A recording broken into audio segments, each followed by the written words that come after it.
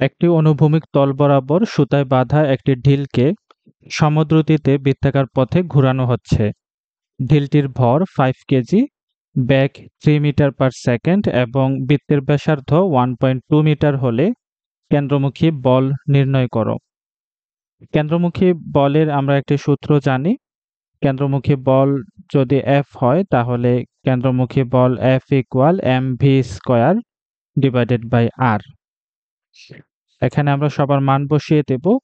m হচ্ছে বস্তুর ভর এখানে দেওয়া আছে 5 কেজি। আমরা m এর জায়গায় 5 কেজি বসিয়ে দেব। এরপর b হচ্ছে বস্তুর রৈখিক বেগ এখানে দেওয়া আছে 3 মিটার পার সেকেন্ড। আমরা বেগের জায়গায় 3 মিটার পার সেকেন্ড বসিয়ে দেব, এর স্কয়ার হবে। এবং r হচ্ছে বৃত্তের ব্যাসার্ধ। এখানে বৃত্তের ব্যাসার্ধ দেওয়া আছে 1.2 মিটার। আমরা r এর মান বসিয়ে দেব 1.2 মিটার। কেন্দ্রমুখী বলের একক হবে নিউটন। এবার আমরা সবার মান ক্যালকুলেটরে বসিয়ে এর মান বের করব। 5 ইন্টু 3 স্কয়ার ডিভাইডেড বাই 1.2।